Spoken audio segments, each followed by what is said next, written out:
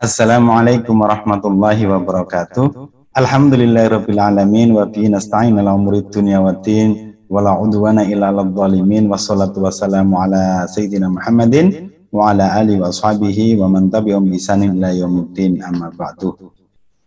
Jamaah sekalian yang dirahmati oleh Allah, saudara-saudariku yang semoga senantiasa dirahmati oleh Allah Subhanahu wa taala. Setiap Ramadan, di awal-awal Ramadan kita sangat antusias, kita sangat semangat. Bahkan sahur pun kita semangat. Sahur kita semangat menyiapkannya, kita sahur bersama keluarga rame-rame. Tetapi berjalan dengan waktu, biasanya di antara kita, lalu kemudian turun semangat itu. Sehingga kadang-kadang malas untuk menjalani sahur, malas untuk makan sahur. Kira-kira kenapa ini terjadi?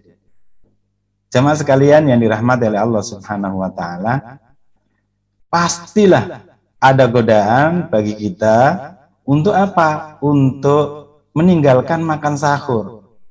Dengan alasan mungkin kita kuatlah kalau puasa sehari tanpa sahur. Atau kita malas bangun. Atau apa? Ya, atau alasan-alasan lain. Intinya kemudian kita tidak bersemangat lagi untuk sahur. Kenapa? Pasti demikian.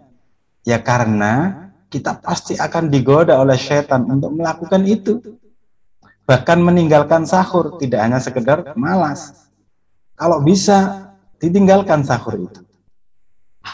Kenapa demikian? Sekali lagi, jamaah sekalian yang dirahmati oleh Allah, ada rahasia di balik sahur itu ternyata.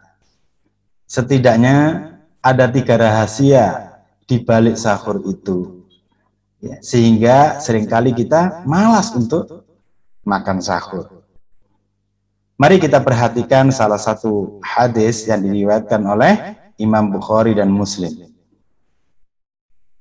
An Anasin radhiyallahu anhu qala, dari sahabat Anas, semoga Allah meridhai, sahabat Anas mengatakan, berkata, qala Rasulullah sallallahu alaihi wasallam, telah bersabda Rasulullah sallallahu alaihi wasallam, tasaharu fa inna fis sahuri barakah. Sahurlah kalian, makan sahurlah kalian, maka sesungguhnya di dalam makan sahur itu ada berkah, ada keberkahan dari Allah Subhanahu wa taala.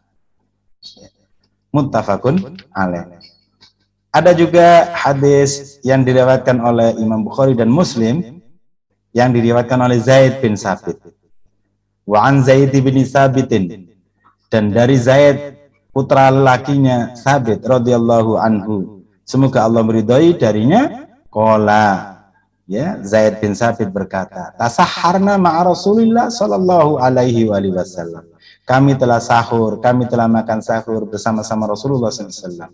Tsumma qumna ila sholati, lalu atau maka kemudian kami bangkit ila sholati untuk menunaikan sholat, maksudnya sholat subuh. Kila, lalu kemudian ditanya Zaid bin Sabit, kam kana bainahuma, ya, berapa panjang, berapa banyak jarak di antara keduanya, antara sahur dengan bersama Rasulullah itu dengan sholat subuhnya. Qala, maka Zaid bin Sabit pun mengatakan, qadru hamsina ayatan, kira-kira ya sepanjang selama 50 bacaan dari ayat Al-Quran.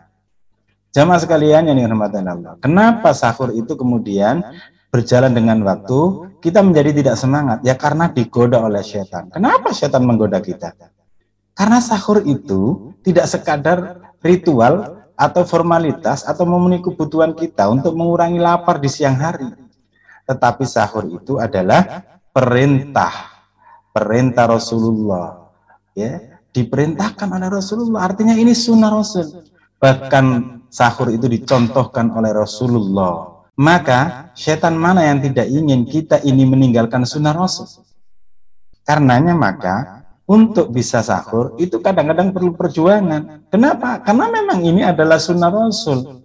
Sunnah Rasul itu kalau kita lakukan luar biasa pahalanya.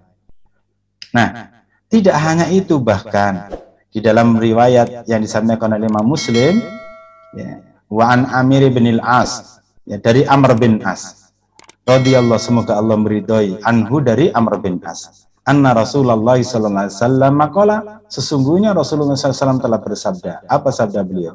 Faslu baina siyamina, perbedaan atau pemisah antara puasa kita wasyami ahlul kitab dan puasanya ahlu kitab. Siapa puasanya ahlu kitab itu? Orang Yahudi dan Nasrani. Mereka juga ada ajaran puasa. Apa perbedaan antara puasa kita dengan puasa orang-orang Yahudi dan Nasrani? Perbedaannya adalah pada aklatus sahar, pada makan sahur itu.